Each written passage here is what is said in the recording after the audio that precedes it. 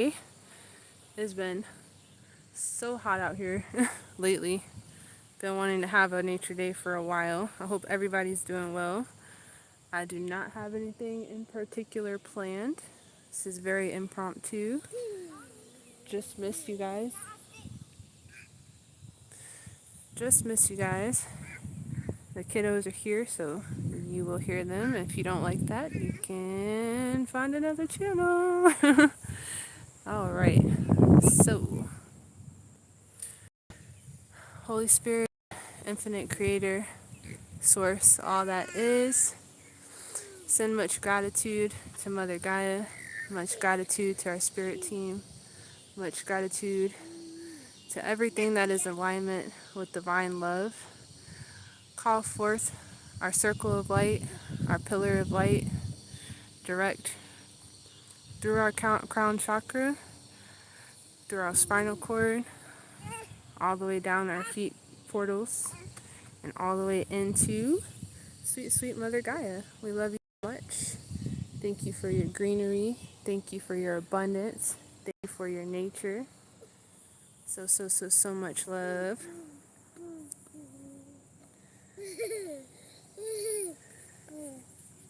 And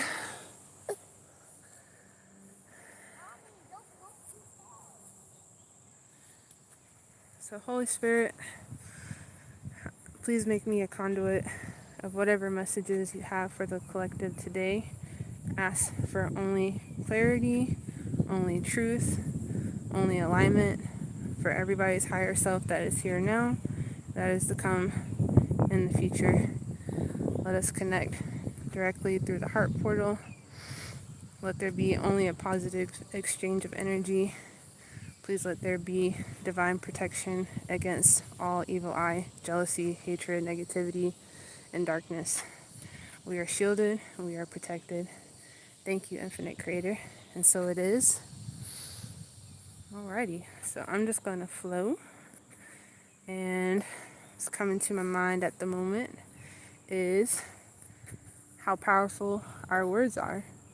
I was actually so blessed as to have a session recently, and I had a few questions about various stuff, like, for example, the GATE program, which, if you don't know what that is, the Talented and Gifted program for kids that are in public school. I was kind of curious about that because I personally was in that, and I had some memories that I couldn't remember, so I was curious as to what that was, and got confirmation that it was really more of a psyops. I mean, there was an attempt by a particular group to kind of cause confusion and etc. You know, the usual tomfoolery that happens. But I was reminded, as I did already know, but it was just so nice to get a confirmation that we are so powerful and nothing, seriously, legit, kid you not, nothing is more powerful than you. And people are going to be like, blasphemy, oh my God, who do they think they are? And just, freaking out. And hey, I feel you. I've been there, done that, growing up. Thankfully, I have been exposed to other ways of thinking as I've matured along this journey. Not to say I'm better than anybody else or that I know more. I just have had a different experience. So, in my experience, and something that's kind of coming full circle to and for me, is that our word is our wand, and we are the creators of our reality. And peep that, our reality. So you are the creator of your own reality. I have nothing to do with that. I might pop in, hey, hello, but you are the creator of your reality, and I am the creator of my reality. So I get the final say so. That's been a really humbling experience because I have so many things I complain about, if I'm being honest with you, because I'm human, as we all are, and I see a lot of instances where I give away my power, and I don't realize it until a certain point. But every time I kind of get towards the end of that journey, I'm reminded that if ever I feel disempowered, it was me who gave away my power. It really sucks to admit that, because sometimes it does feel like things outside of us are messing with us or can control us or can stop us. And I'm reminded of the hero's journey. And, they say main character energy. Well, you are the main character of your story. So, hi, welcome. I don't know you. You don't know me, probably. But if you're here, I know that you're the main character of your story. Kind of like a Truman Show. You're in your own Truman Show. They really tell us a lot of information. They really, really tell us a lot of information. Even though they call it science fiction or fiction or whatever the label is. Sorry, I'm trying to, hi, hey everybody who's here. Hi, hello, sending you all much love. Don't have any rules here per se. The only thing I ask is that everybody be kind, everybody be respectful, and even if you don't agree with somebody, there's a way to voice that. So if you could just speak like you would want somebody to speak to you or your kids, that's all I ask. And if you can't do that, just ask that you leave. But if you want to stay and troll, I guess, whatever makes your little heart happy. But I ask and I set an intention for this to be a safe space, a loving space, and a joyful space.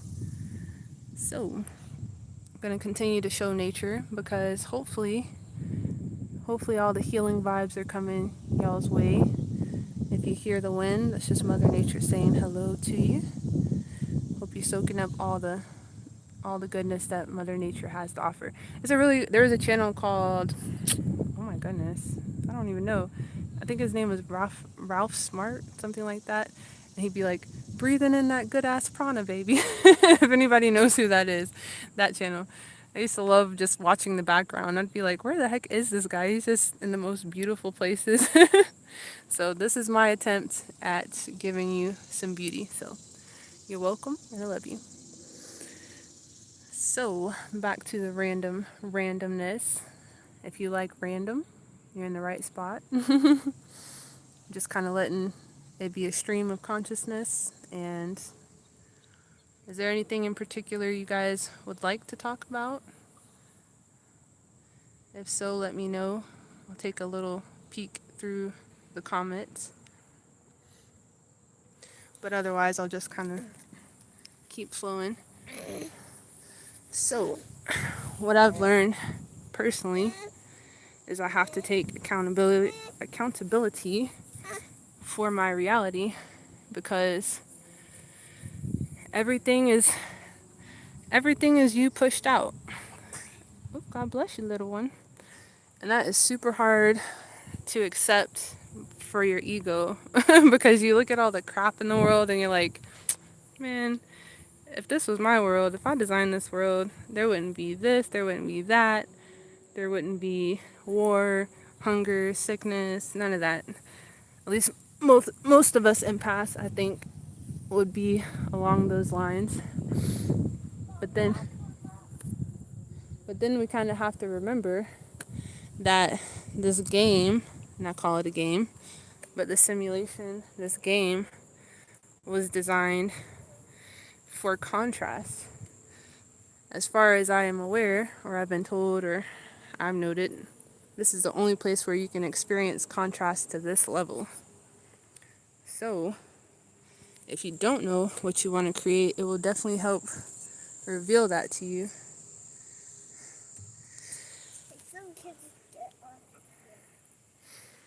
And that's the good thing about it, because every time you see something you don't like, then you have the power, maybe not to change it at the macro level, but you can do something about it on your end. And we do that work through identity shifting, through our affirmations, because how does this reality work? It might seem kind of complicated, and maybe it is, but I think the simple part of it is kind of like a computer, which, long story short, on technology anyway, never mind, that's my kids, so if you hear some noise, that's my kids, I love them. Yeah, I got it. But if you look at a computer, what is it really? And the Matrix kind of gave that away, zeros and ones, the binary code. And what is the code used for? They put it in the command center. And if anybody's familiar with programming, programmers, developers, they have an application and they put in all the HTML or JavaScript, whatever language they use. But then they use that language to build software. And that's what you see all of this. Just imagine a bunch of zeros and ones. And what are those zeros and ones for us? 'Tis our thoughts and our emotions. So that's why I say it's actually pretty simple, because it's really only two things. I was reminded of some material. There is actually a WordPress website where somebody made a blog post about Archangel Metatron, which, look up Metatron's cube. It's really, really great sacred geometry. Pretty sure most of y'all are already familiar with that, but if not, look up Metatron's cube. And essentially, from the way that I understand it, Metatron is kind of like the heart of the universe in a way. Like, so he's like an angel, an archangel, but it's also like sacred geometry, but it's also like the divine masculine in a way of this realm. And then Mother Gaia is kind of like the divine feminine. Like, it's a bit hard to describe, but just look up Archangel Metatron and look up like his connection with Thoth, the Egyptian god, and Mother Earth. It's a very interesting connection and correlation. But basically, they're holding this whole reality together. Which really, if you go back to the Vedic philosophies, where there's just the Atman, there's just the self, but then it's shown in many different ways. I kind of think of it like the Russian doll, where it looks like one big doll, but then there's just a bunch of dolls within. Or you can think of it like Shrek, where he's an onion and he has layers.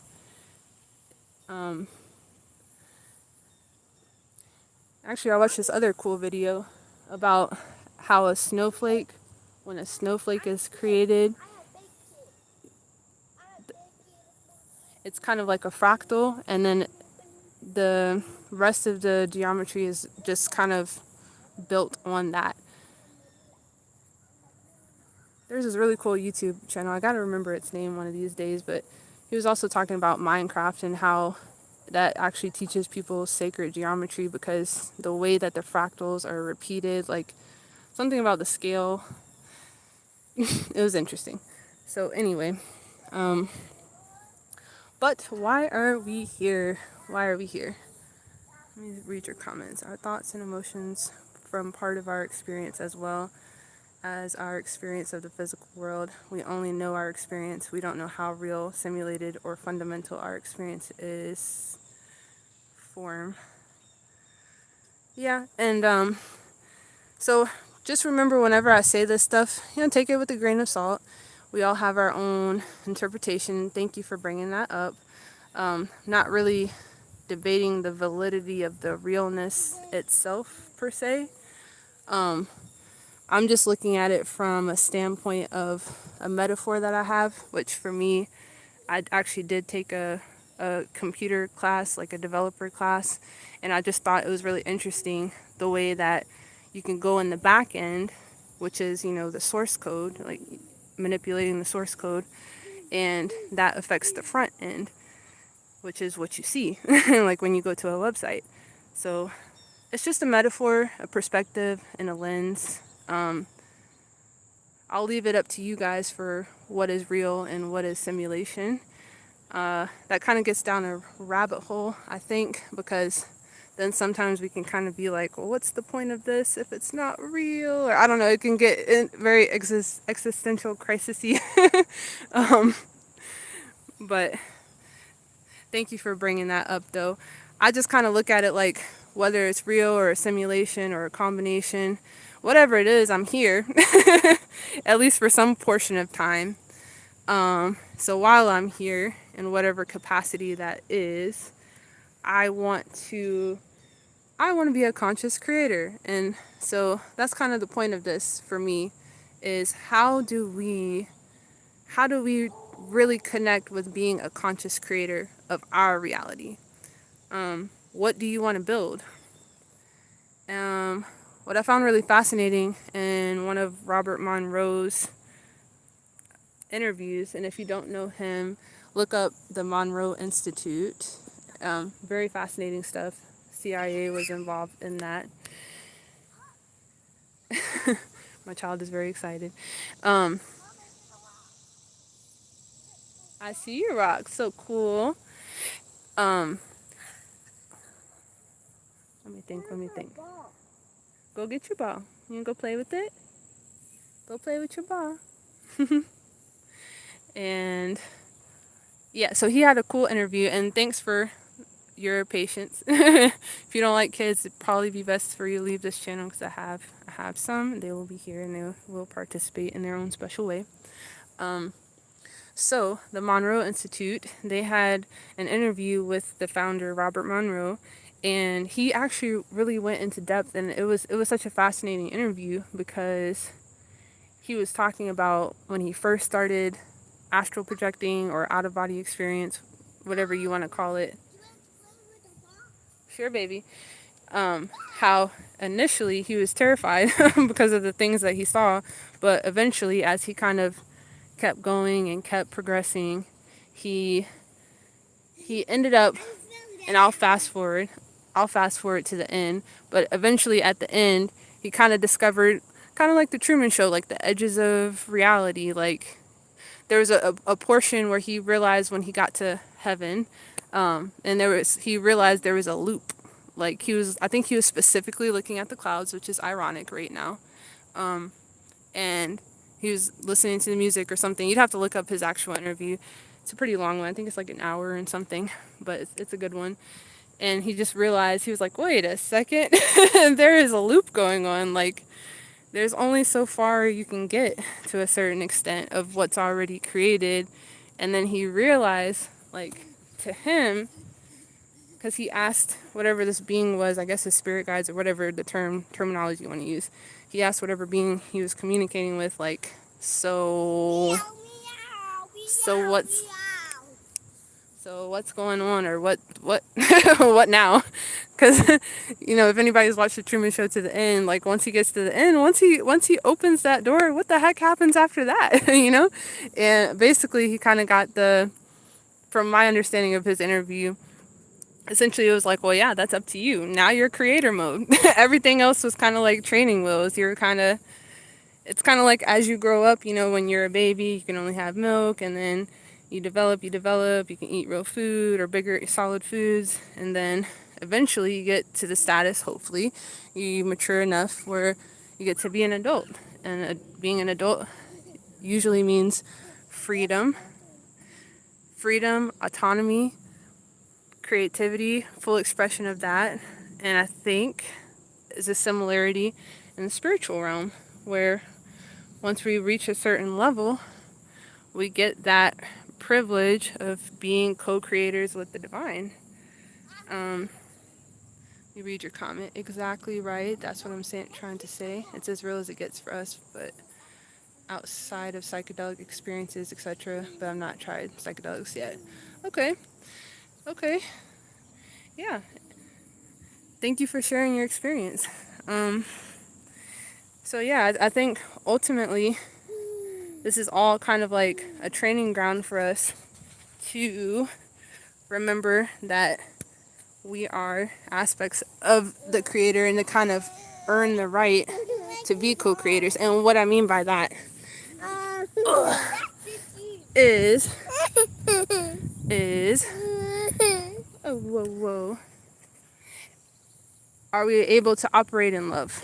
Because from every text that I've read, every near-death experiencer that I've listened to personally, just everything I've ever listened to, it always comes down to like know thyself. And when they really really know themselves at a deep fundamental level, they find out, and spoiler alert, but if you don't already know this, I'm sure you do.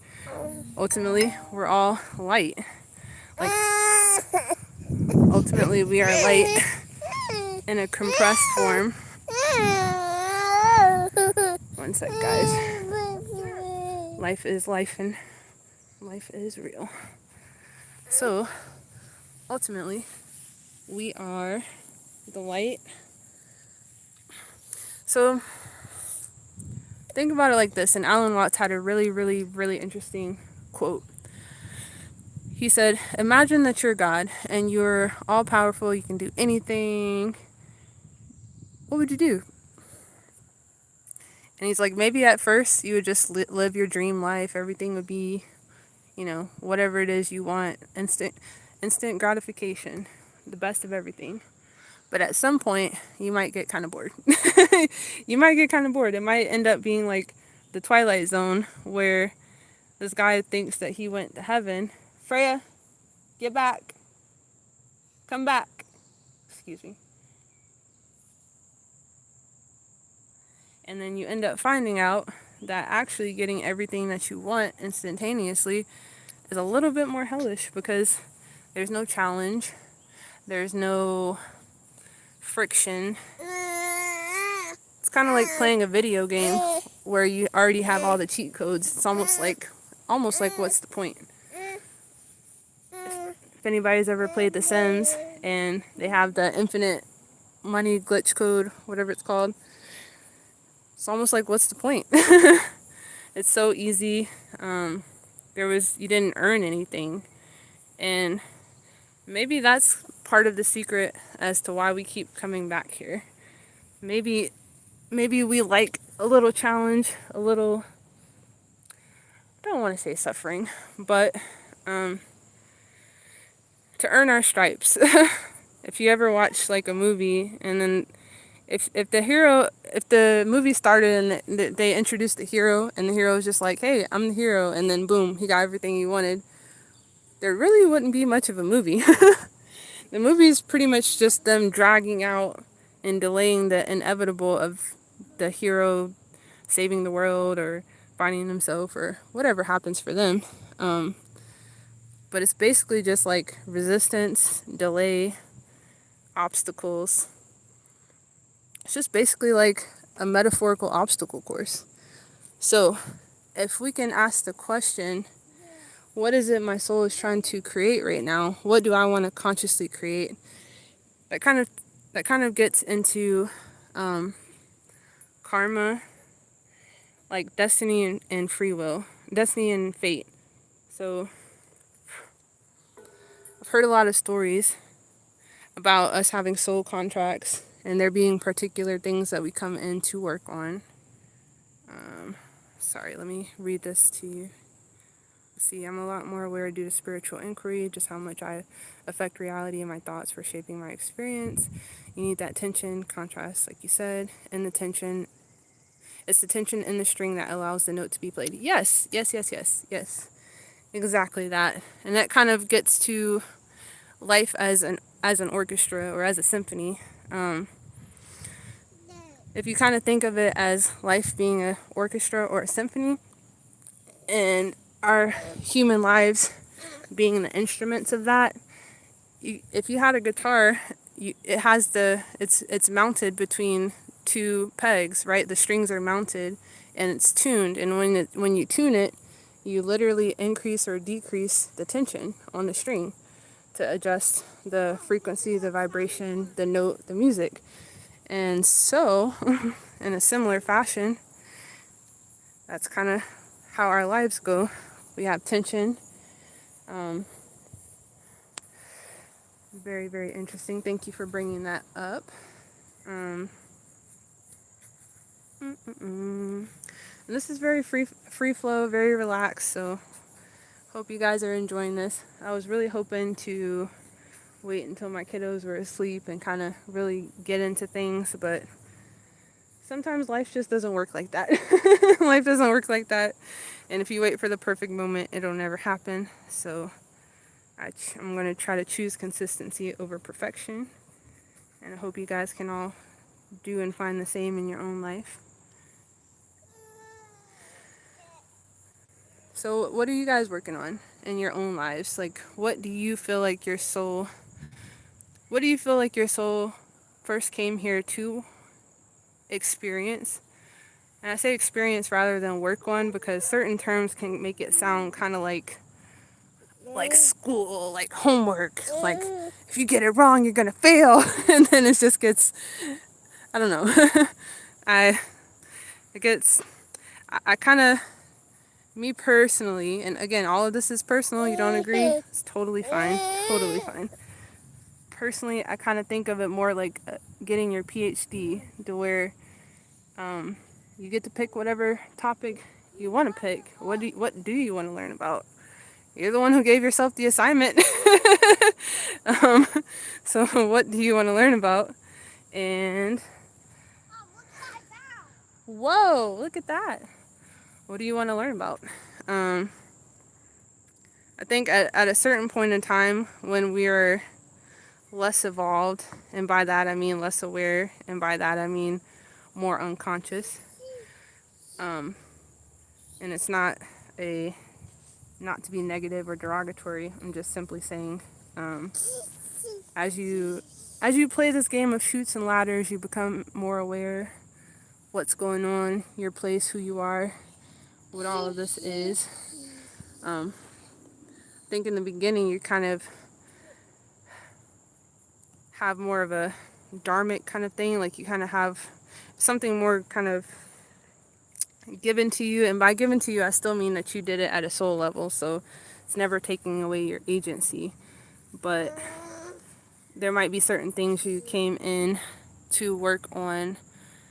Like, for example, maybe your family has a lot of heavy karmic baggage, and what's karma? It's really just, learning lessons. Like, maybe, for example,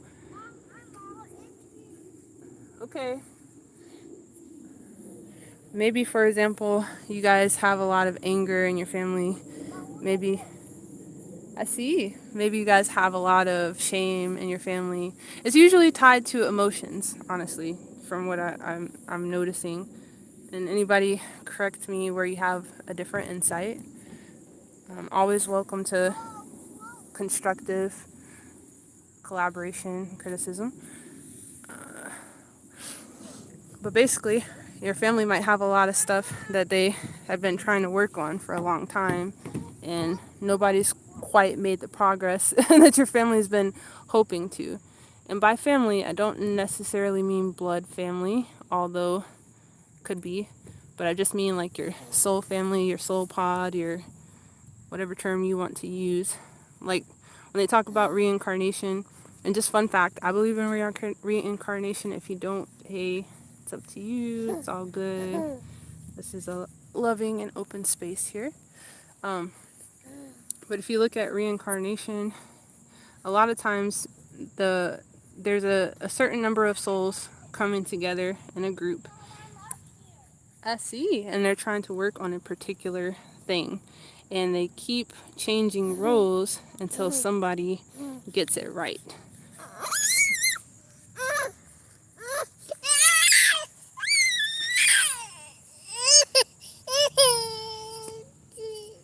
Just like how my son is trying to get these shoes right. I guess his karma is to deal with shoes. No, I'm just kidding. But until somebody can get it right. And once they do, that person is usually called the generational curse breaker, the different terms for them. And you might be that in your family. You might be the one to break a generational curse, a karmic pattern, a loop. So going back to the whole code analogy, if you look at it in terms of a code, when code doesn't work, and when the developers say that it's a break in the code, right? There's a break, and the developers have to debug it. They have to fix the bug. They have to clean up the code. So you can kind of think of generational curse breakers as the ones who sign up for for this code that is like breaking the system. It's not working, and they come in and they're like, okay, I got it. And for example, that might be something as simple as being authentic. Might sound very simple, and at a soul level you might go, yeah, I got this. I'm gonna come in, I'm gonna be myself, everybody's gonna love me, I'm gonna love myself, no problem. Because sometimes the soul can vastly overestimate the difficulty of our school. Just because it's a different dimension over there. There's a lot less density, there's a lot less negativity. It's very different, so it's hard for them to imagine until they actually come down and do it, which is why soul contracts change all the time once we actually get down here, and depending on our free will actions, how that goes. But the hardest thing to do in this life, in my opinion, is to truly be oneself. And I say that because this society is kind of engineered, or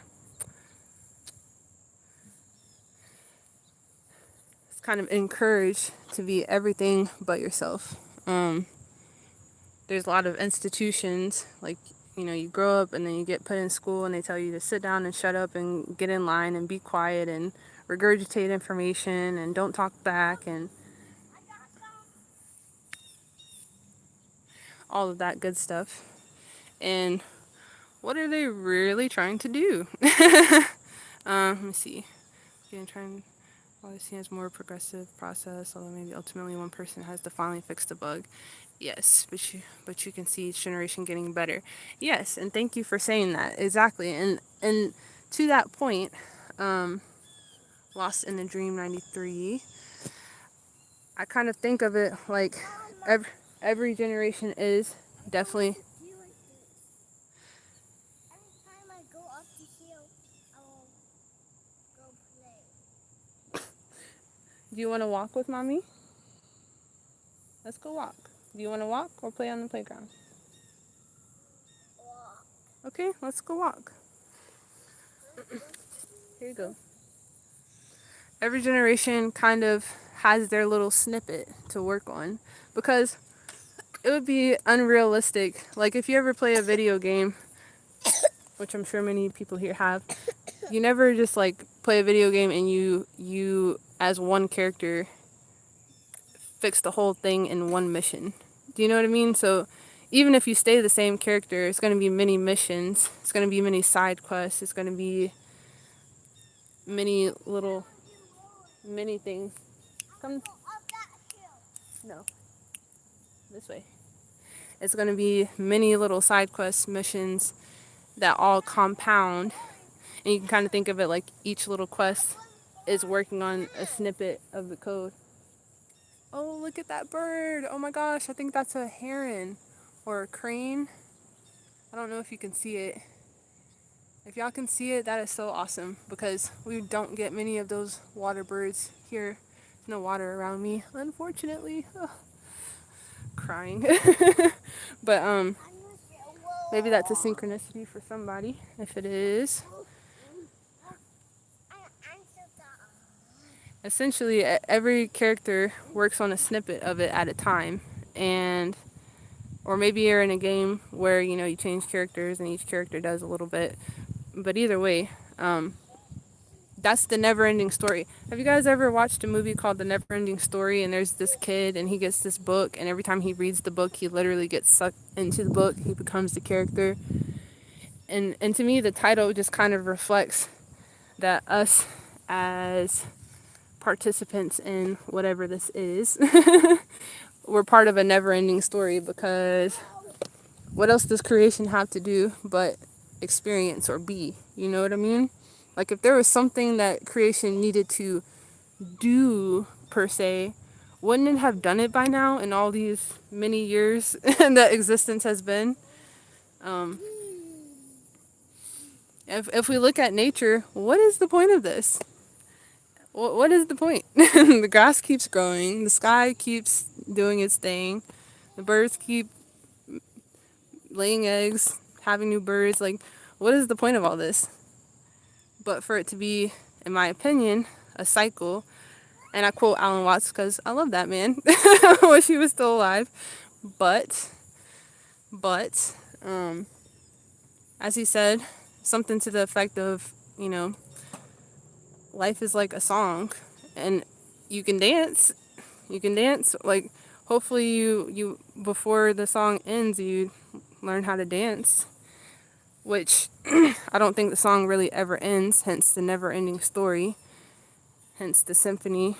It's a symphony that is always evolving, like one big jazz improv. Or if you watch acting shows, what is that? Whose Line Is It Anyway? Probably show them age here. If anybody's ever seen that show, Whose Line Is It Anyway? Or Wild and Out, anything like that. It's like, what's the point of the show besides for it to just keep going and for there to be an experience and for there to be a range of experiences, emotions, all of that good stuff. So while you're here, what's your goal? What do you want to see? What do you want to create? What do you want to do? What do you want to be and become? Because it's like the ultimate choose your adventure game. Ultimate. Let me catch up on some of these comments. Let's see. Like Jung said, the group is the death of the individual. It's hard and scary to go your own way. I'm lucky that I never fit in society that well, so I had a healthier perspective. Like Ian McGilchrist says, what's the point of a piece of music? It exists for its own sake. He also loved Alan Watts. Okay, cool. Yep, and actually I was just going over thank you for sharing that. I was going over some Carl Jung stuff, and there's an interesting book that he has called The Red Book, I think it's called. Correct me where I'm wrong. But basically it was kind of like his own private little diary where he put his most intimate thoughts. And as somebody who, he had a near-death experience before he, obviously I really value that kind of experience, because I think people who actually have crossed the line in that liminal kind of experience, I feel like they're an authority, not the authority of what it all is, but they're an authority of their experience of what that is like. I see. Good job, baby girl. I feel like we kind of all have to have our own red book, so to say. Like, we have to all have our book of shadows, our own shadow work, our own combing the subconscious, our own reckoning with our shadow, because in it hides the fears, and as terrifying as that is, you're gonna face it anyway. Ha ha ha. That's the funny part. You're fine. Keep going. You're fine. I see you. You're gonna face it anyway. So you can either take all the time of like being afraid and like overthinking it and staying in your head about it and just hoping that one day it never comes, or you can say, okay, bring it on. But just because you're going to experience it anyway, And even if you don't experience it, are you really living your life? Like, if you're living in fear, are you really living life? Maybe. I don't know. You be the judge of that for you. But I challenge you to go over, what are you afraid of? And not like just, oh, this freaks me out a little, or this makes me anxious. No. What scares you out of you? What is like so bad to you that you would have to like talk to somebody else about it and process those kind of emotions? What is that for you? Because I guarantee you, well, maybe I shouldn't do that, but I guarantee you, although I'm not promising you anything, I guarantee you that if you find a way to face that, and of course I don't mean like, oh, if you're afraid of a bull, jump in front of one, like that's stupid. Don't risk your life, okay? I'm not saying that. But if you can accept whatever really terrifies you, then you find a kind of liberation, and you can kind of find, you can test the limits of your soul. So something interesting that I'm not any particular religion or anything like that, so don't come for me, please, and thank you. But I do know some Bible quotes, and one of those, it was like, "Oh death, where is your sting?" And to me, that kind of addresses one of the most fundamental fears of humanity, which is death. Because why is nihilism so terrifying? Why is nihilism? Why is the void? Why is people's perception of nothingness the scariest thing for a lot of people? Because where would we be if we didn't exist? What would happen? How do you even not feel? Because if you think about, if you kind of really, really think about, even when you go to sleep, you're still experiencing, you're having dreams. Maybe you remember it, maybe you don't. That's a whole other conversation. That goes into dream work and lucid dreaming and out of body, all that good stuff. But suffice it to say, even if you skip your dream, even if you don't remember the dream, you don't remember not remembering, if that makes sense. Like, or do you? If somebody does, I'm really curious to hear that. Like, has anybody ever had a dream of like nothingness, and a prolonged nothingness? Like, you just remember hours worth of blackness or something? I'm curious. I've never had that. If you have, I'm really curious. But even if you have, when you wake up, assuming you woke up, if you're listening to this, when you woke up, here you are experiencing things again.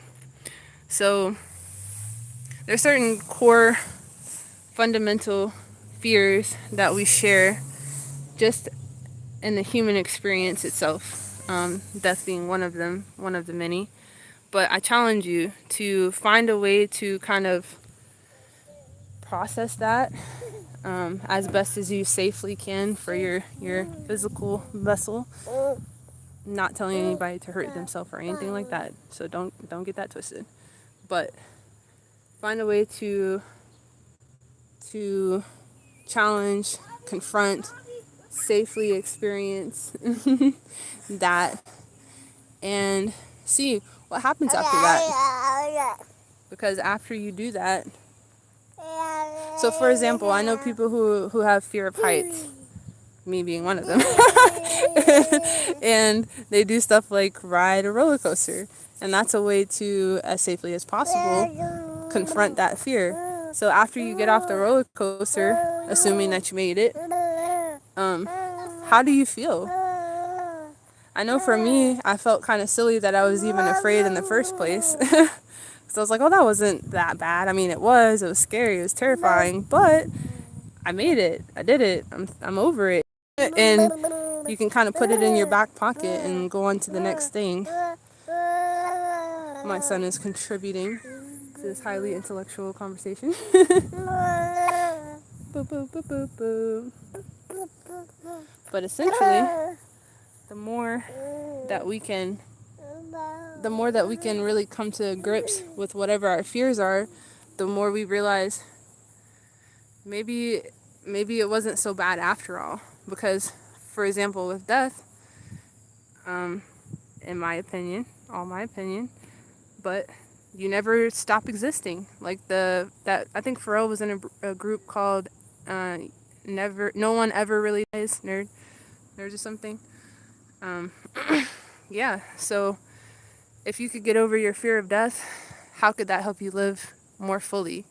What would you do if you knew you had nothing but eternity?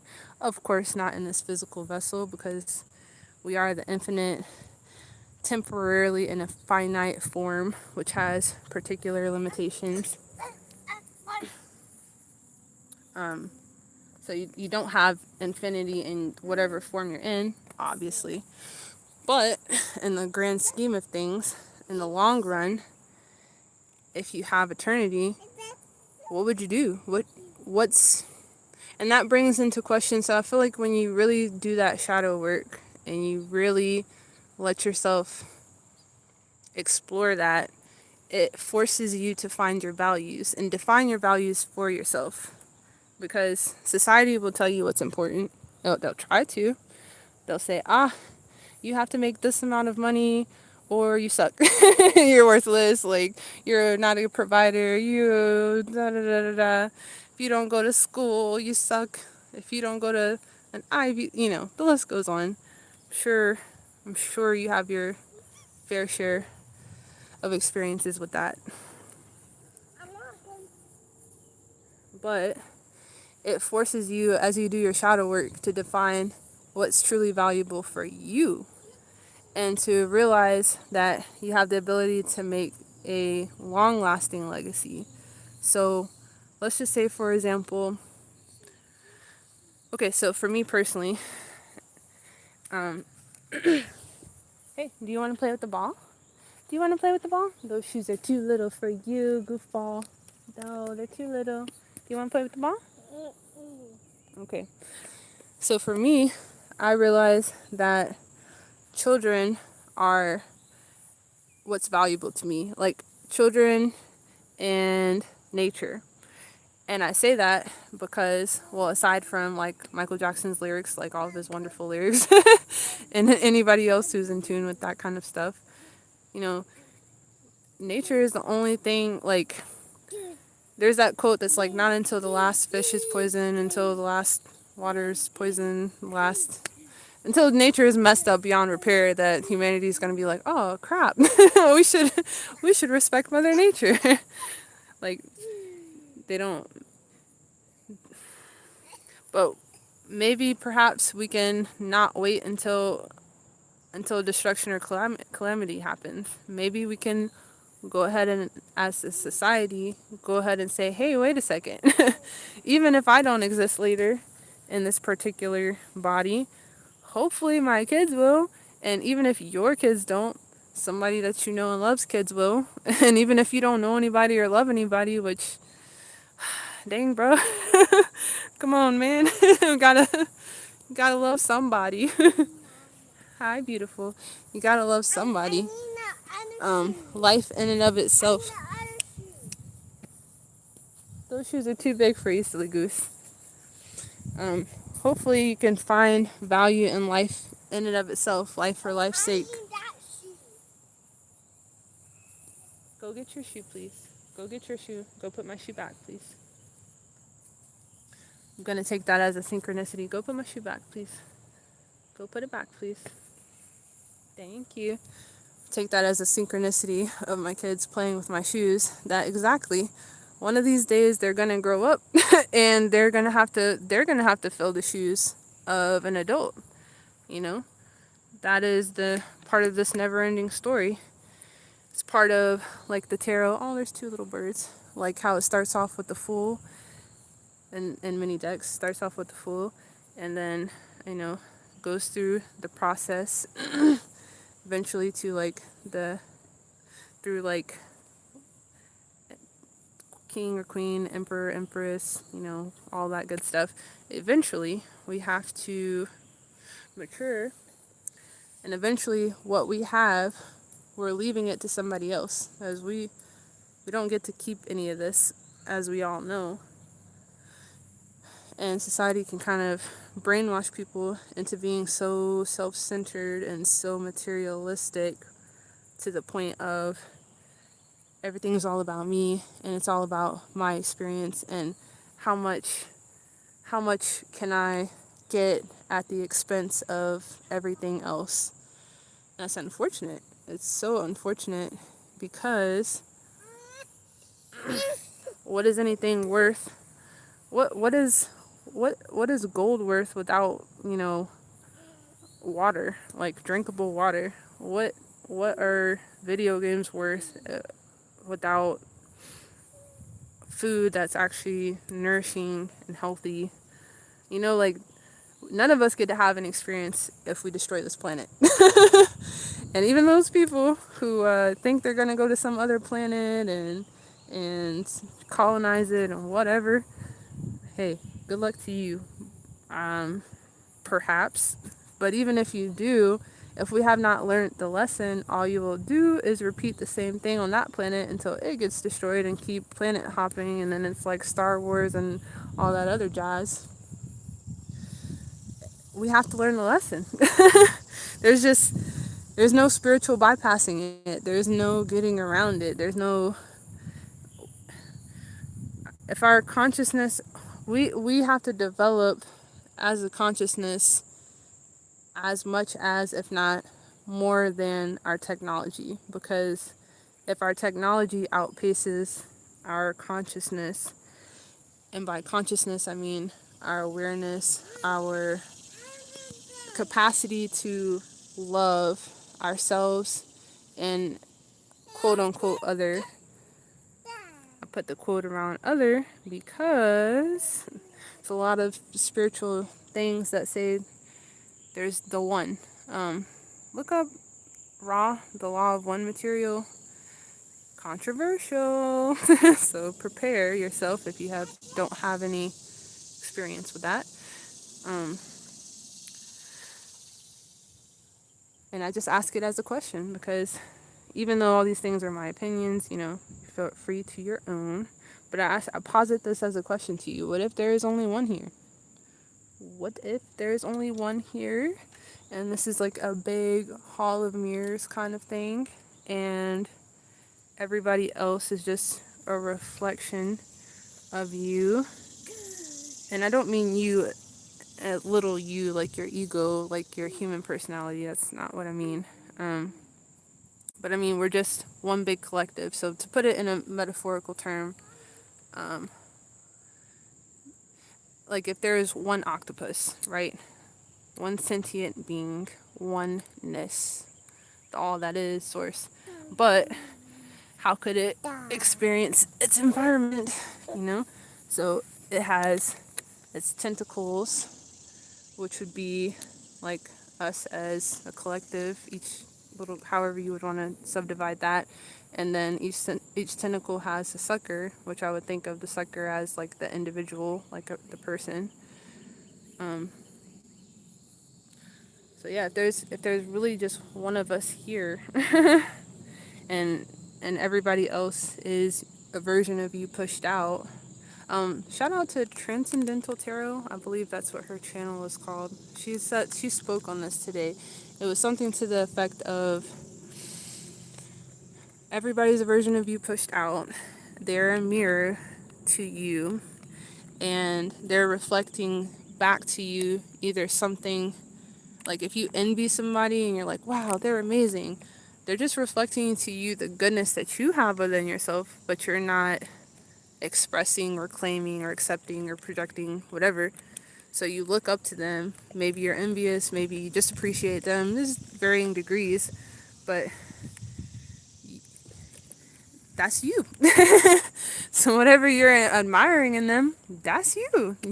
You have all those same qualities, but also flip side, whoever you see that you don't, okay, whoever you see that you don't like, that's also still you. I hate to say it, but it's also you. And so maybe it's some aspect of your ego that you can't, it's okay. It's some aspect of you that you can't come to terms with right now. and it's totally understandable. I have those same experiences, and we all do, and we all will. And for me, it's happened like through judging people, like, and I didn't even realize I was judging them in the moment until after it happened. And so, for example, here's just an example. Leave him alone, please. Leave him alone. Leave him alone. It's okay. It's okay. Go find something else to do. My kids are giving me a good example of us not minding our own business. My daughter is like trying to control what my son is doing. And in that same way, that's how it's like when we're judging people, where we're like, you can't do that. You shouldn't do that. But every time we judge people, sometimes it creates a similar... Please leave him alone. Leave him alone, okay? Hey, leave him alone. Thank you. It creates a situation in which there's a quote that's like, there but for the grace of God go I. And I really understand that quote a lot better now because, for example, I talked to somebody who they had went through an abusive relationship, and I was like, why didn't you just leave? I'm sorry, don't judge me, I'm sorry, but I was just like, because I truly couldn't understand. I was like, if somebody's hurting you, why would you stay? Why wouldn't you call the police? I said, leave him alone, please. Leave him alone, thank you. I was like, go find something else to do. I was like, why wouldn't you call the police? Why wouldn't you leave? Why wouldn't you tell somebody? Why wouldn't you ask for help? Why wouldn't you just sneak? Like, I don't know. My brain thought of a million different things because in my mind, theoretically, that's what I would do. So I thought. Then life happened to me, and then I completely understood, sometimes it's because legally you can't. Sometimes there's just a million reasons, and sometimes you'll never know why somebody did something until you go through an experience, and then you go, damn. Oh, okay, I get it now. It's not to excuse anything anybody does, because there are actions in which if we hurt others, hey man, that's not cool. This is not ideal. It's not the goal. That's not love. But it's to say, if we can do our best to have compassion, which doesn't necessarily mean condoning what they did, but it's just saying like, I could understand that if somebody went through life that way, the way that they grew up, I could understand why they thought that was the only choice that they had to make. I don't know, you gain a level of maturity and understanding as we listen to other people's journeys, and as we go through our own. It adds a layer of depth to it that we might not have been able to get without our own experience. Okay, I'm gonna catch up on these messages, and anybody feel free to jump in. Anything you guys want to talk about? See if I have something to say tangentially about it. Hope you're still enjoying this nature. Uh-oh. What? Oh, do you want to kick it? Do you want to kick it? Oh. So, as for the synchronicities, my son has found a water bottle and decided to make his own little water park kind of situation. And he's ran out of the water, and now he's quite upset. And I find it endlessly fascinating the way that kids can just make up games. Don't put that in your mouth there. The way that they can just make up games for themselves. Because you ever think about how kids don't actually need toys? Yes, it's fine. It's okay. Kids don't actually need toys. As long as they have their imagination, which unfortunately society these days, like with all the screen time and stuff, that can kind of be detrimental to that. But as long as they have their imagination, then they're good. And isn't that like what we're here to do? Unlock our inner child. Here, Bubba. Isn't that what we're here to do? Allow our inner children to just like play. Here, Bubby. No. No.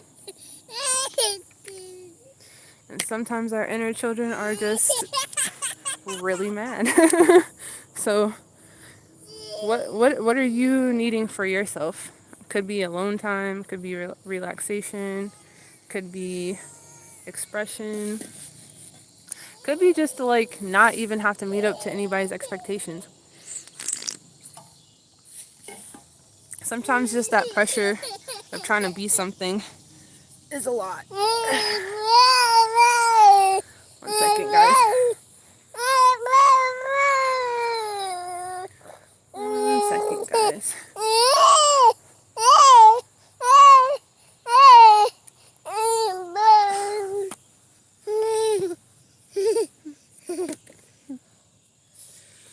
So, let's catch up on these comments. Let's see. I'm going to read it in my head.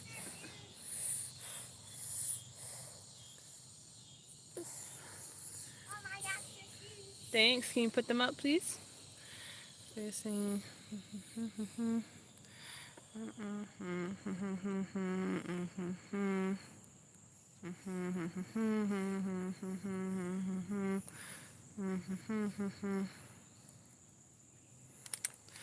That's an interesting perspective. Lost in a Dream 93.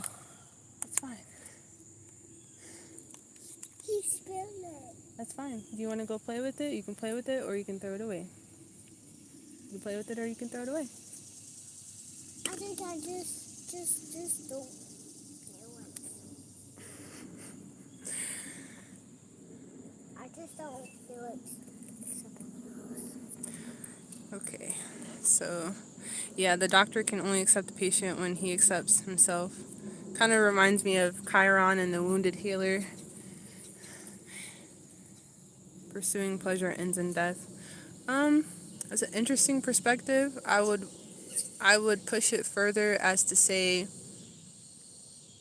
when we don't find balance in either extreme, there is a potential for a trap, so to say.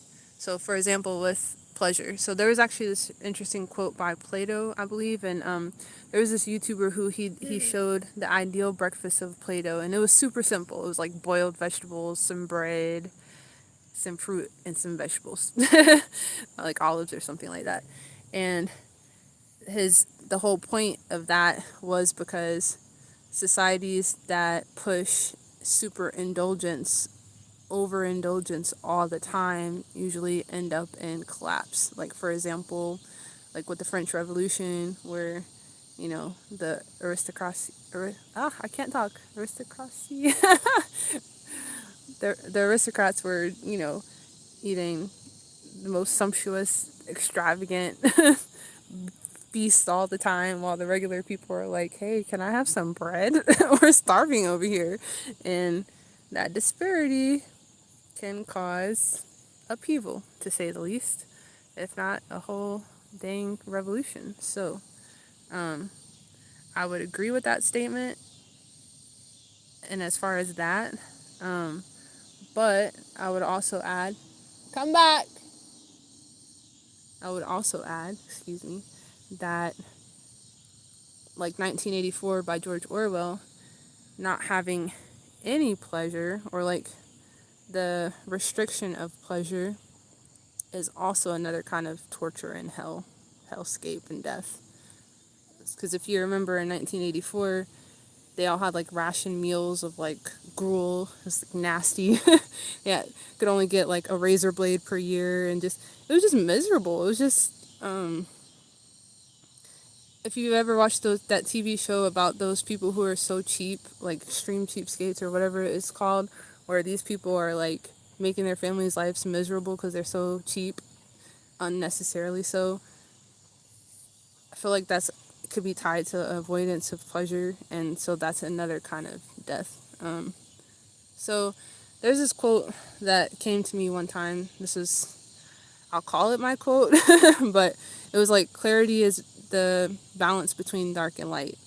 So, or to put that in other terms, there's always a polarity. There's always opposite ends of a spectrum. And whenever we go too far one way or the other, there's a lesson to be learned. So there's some great positivity. So like, for example, in those quotes I just gave,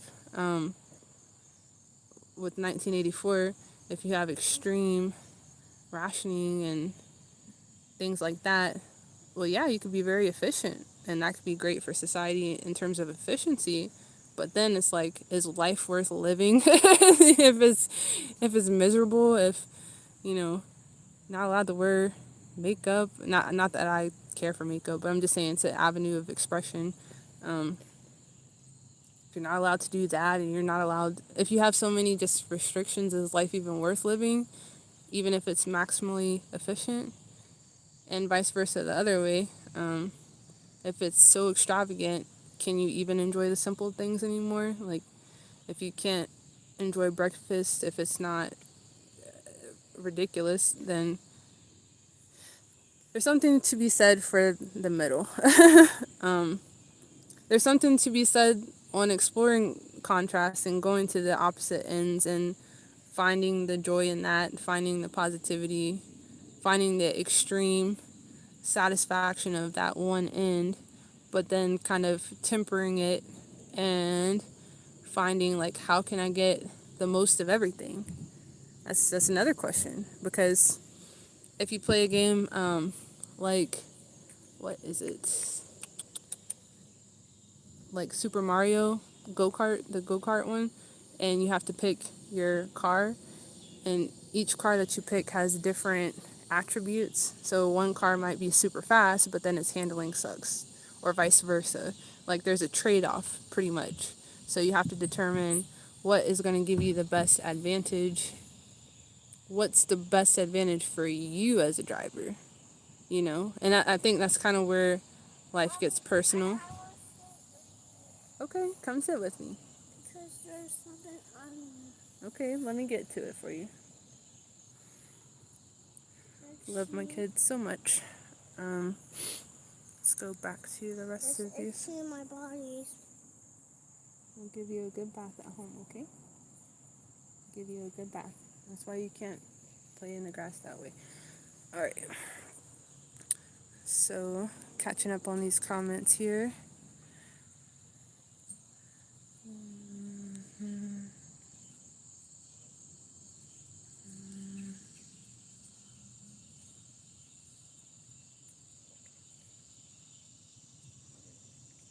A fool that persists in his folly shall become wise. William Blake.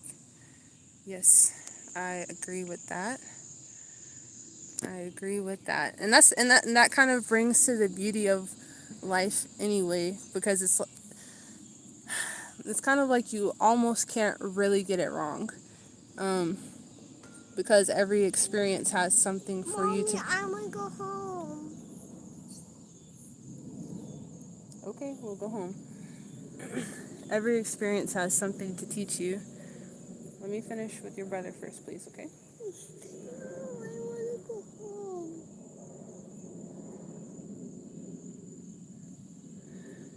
Every experience has something with which to teach you, and I'll be cutting this off shortly. But to those still here, Lost in the Dream 93, thank you very much. And to those who are coming in the future, thank you very much. Exactly. Life itself, the experience of life is the gift. Life in and of itself is the gift. And I think we all have addiction tendencies. Maybe that's too much of a blanket statement to say, but let me rephrase that. They're bugs. There are no bugs on you right now, okay? There's no bugs on you right now. You're just sweaty because you were playing, okay? Pleasure in and of itself can be addictive because it feels good, because we're neurologically wired for dopamine, the dopamine hit, the dopamine response to be rewarding and for our brain to say, oh, I want that again. And that's why addictions can be anything. You could be addicted to food. You could be addicted to a person, the way that person makes you feel. You could be addicted to a lot of different things. And it's not a character fault of the person per se. It's not necessarily a character flaw or fault. It's just that neurological response is really intense.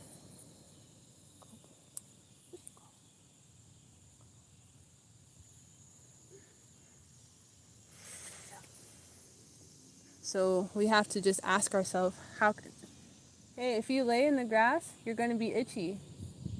So you should really not lay in the grass, okay? You're going to be itchy that way. You can go sit in the stroller.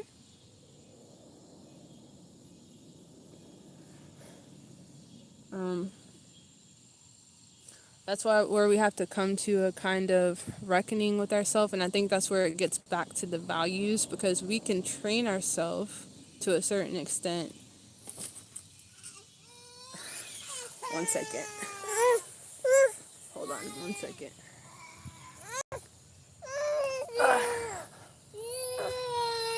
Okay, sorry. Yes. I fell down. I see that. You okay? Yes, because I need some help. Okay, I will help you. But you have to be careful with how you get in. Come on, let's try again. Let's try again. I'll help you. I want some help. Okay, I'll help you. Go ahead and get in. Because my shoulder fell down. I saw. I'm so sorry. Are you okay?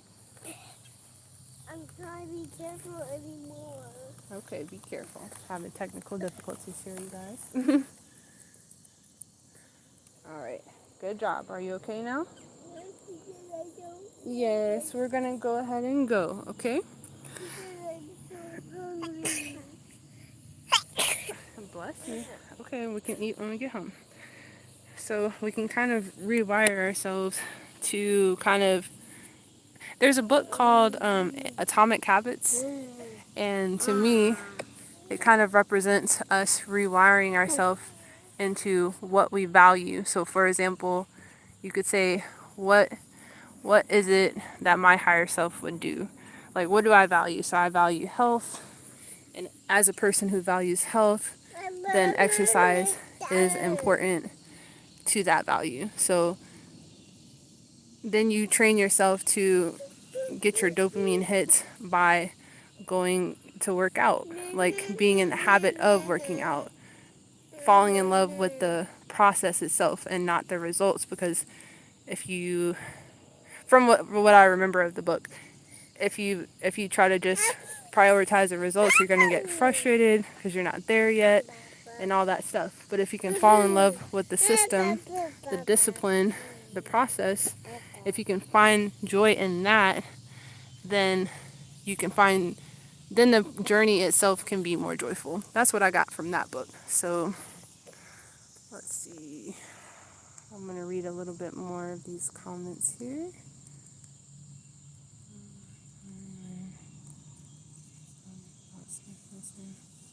Oh, thank you very much. Thank you. And with that, since we've hit an hour, I think it is time to go. I love you guys all. Hope everybody is well.